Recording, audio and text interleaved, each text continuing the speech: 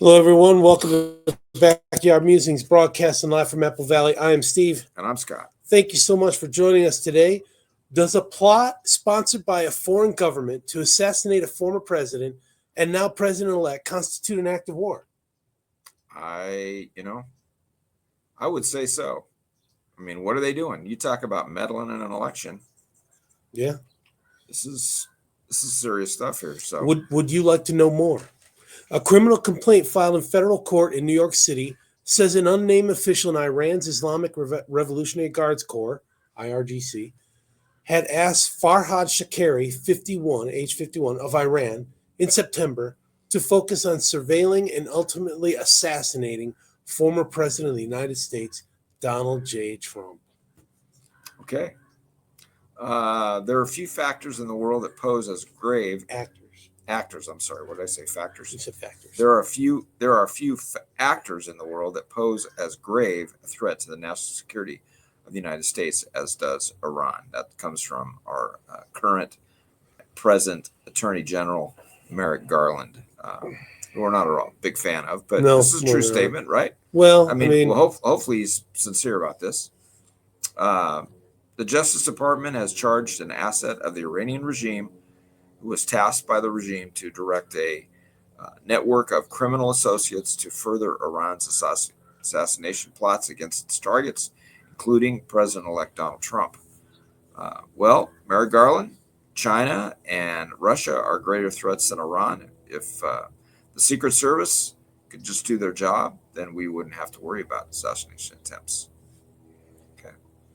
Again, quote, we have also charged and arrested two individuals who will allege were recruited as part of that network to silence and kill on U.S. soil an American journalist who has been a prominent critic of the regime. In fact, I heard an interview of her this morning. Kind of reminds you of Khashoggi in Saudi Arabia. Yeah. That was another, again, quote by Merrick Garland. We will not stand for the Iranian regime's attempt to endanger the American people and America's national security. So let's hope so. I mean, he's got a couple months here to still serve out unless he kicks, turns tail and run. I see a lot of these people leaving before the end of the term. I don't see Garland. He's going to I don't know. Try and do as much as he can. Yeah, let's see. The Justice Department says Shakari, who remains at large and is believed to be living in Iran, immigrated to the United States as a child and was deported in or about 2008 after serving 14 years in prison for a robbery conviction. 14 years for robbery. Yeah. Try Deerfield, Michigan, or Ilhan Omar's district in Minneapolis, right? I'm just saying, go look there. Shakari has informed law enforcement that he was tasked on October 7th, 2024. Interesting date. Right. That didn't even occur to me. That's right. With providing a plan to kill President-elect Donald J. Trump, it added. Trump was referenced to in court filings as victim 4. According to Shakari, during his meeting with IRGC official 1 on or about October 7th, 2024, IRG official 1 directed Shakari to provide a plan within 7 days to kill victim 4. No pressure. 7 days. 7 days, yeah, to cook up a plan, an intricate plan. Okay. To kill a former president and now president-elect. I don't think you get the details of that. You just get an overall, okay, in 7 days. Why would you want to know the details of that, right? I mean, that's kind of incriminating.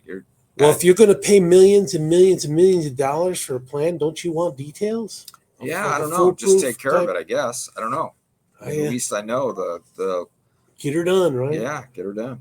If Shakari was unable to put forth a plan within that time frame, IRGC official 1 continued, the IRGC will pause its plan to kill victim 4 until after the U.S. presidential elections, because IRGC official 1 assessed that victim 4 would lose the election, and afterward it would be easier to assassinate victim 4, the document said. So they were listening to the wishcasters, not broadcasters, the wishcasters. MSNBC. Yeah, they were CNN, listening to those people. ABC, CBS. Yeah. All right. So Shakari also stated he was tasked with surveilling 2 Jewish American citizens residing in New York City and offered $500,000 by the IRGC official for the murder of either victim. This is the one that I heard the interview.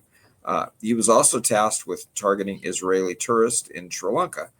The Justice Department added. Federal prosecutors have also charged and arrested Carlisle Rivera, age 49, of Brooklyn, New York, and Jonathan Lodeholt, 36, of Staten Island, New York, in connection with their alleged involvement in a plot to murder a U.S. citizen of Iranian origin in New York. It's like Tangled, man. Yeah. What's going on? A law enforcement source briefed on the investigation tells Fox News that the Iranian American is, I heard her name pronounced this morning, but Masai, Alinejad. Okay. At Shakari's instruction, Lodeholt and Rivera have spent months surveilling a U.S. citizen of Iranian origin residing in the United States, Victim 1. Victim 1 is an outspoken critic of the Iranian regime and has been the target of multiple prior plots for kidnapping and or murder directed by the government Iran. That's crazy. Bad actors, man. The Justice Department said in exchange for Shakari's promise of $100,000, Rivera and Lodeholt repeatedly sought to locate Victim 1 for murder. So I saw on this interview, they have like Ring camera or the doorbell camera footage of this guy like hanging out in her courtyard. Just kind of like, did you see it? No, but I can just imagine. Kind of like hanging out. And then they've got some others where he's actually holding a like an AR style rifle, and right in the courtyard. Yeah, just like hanging out. And they I'm on guard duty. They've gotten voice messages on their phones, I guess, where they've had some communication. And this lady, she, I got to hand it to her. She said she hasn't seen her mother, who's still in Iran, I guess, 13 years. Hasn't seen her for that long. Been able to communicate. So,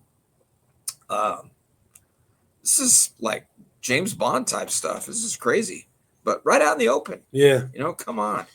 See something, say something. Yeah. Prosecutors say that during their efforts to locate and kill Alinejad, Shakari and Lodeholt and Rivera shared messages about their progress and photographs relating to their scheme. For example, in or about February 2024, Rivera and Lodeholt messaged about an incoming payment from Shakari and then traveled to Fairfield University where Victim 1 was scheduled to appear and took photographs on campus. According to the Justice Department, in one voice note, Shakari told Rivera that Victim 1 spent most of her time in particular locations of her home. Yeah, one of those was her garden, she said. And they were in that, obviously outdoors, and that would have been an easy target. And told Rivera that you just got to have patience. You got to wait and have patience to catch her either going in the house or coming out or following her out somewhere and taking care of it. Don't think about going in. It's like a journalist. It's a suicide move. Yeah. All three suspects are now facing, Khashoggi, right? They just lured him into the embassy and dismembered him. Yeah, exactly. Yeah. All three suspects are now facing charges of murder for hire, conspiracy to commit murder for hire, and money laundering conspiracy, which carry maximum penalties of 10 to 20 years in prison. Yeah, so again, like we said for a long time, voting has consequences. After President-elect Trump was voted into power by garbage and deplorables like us and others we know, right? Mm-hmm. Garbage hangs together. The DOJ unseals charges against an Iranian Islamic Revolutionary Guard asset to assassinate Mr. Trump.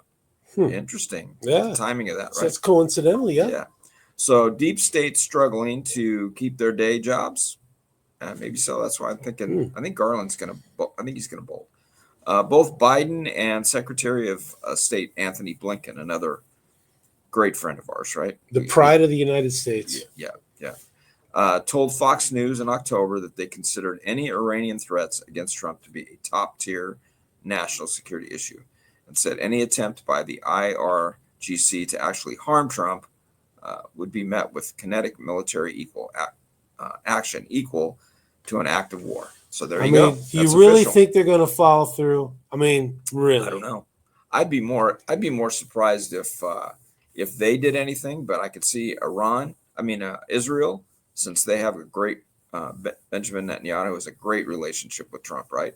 I mean, he's probably one of the first guys that called him from foreign nationals that were to congratulate him on his win.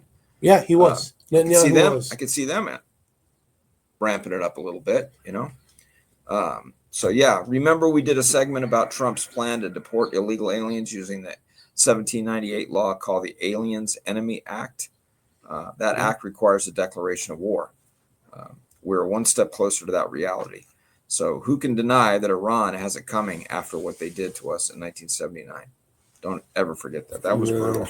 Yeah. So whether the Democrats declare, Trump has a perfect excuse to declare war. I mean, I'm not saying it's right. I'm not saying it's wrong, but it's setting up, for this deportation thing by declaring war against Iran, based on this assassination plot. Yeah, which is not. I mean, we really don't want that, right? But I mean, these guys they're sticking it in the wrong places. And I mean, I heard a comment the other day that during Trump's administration, if he had carried on for the next term, this last term that we're in now, Iran's economy and the mullahs would have just collapsed probably. Yeah. And so, he's going to probably turn it up, I would think, if anything. And, again, remember throwing a picture of a guy's house on the table and saying, "Hey, man, we know where you live. You want instead of Santa Claus, you want a bomb coming down your chimney. Bring it on." I mean, I would love to see. There's foreign, like Europeans that are saying, "Hey, we're going to stop buying liquid petroleum gas from Russia. We're going to start buying it from the U.S. now."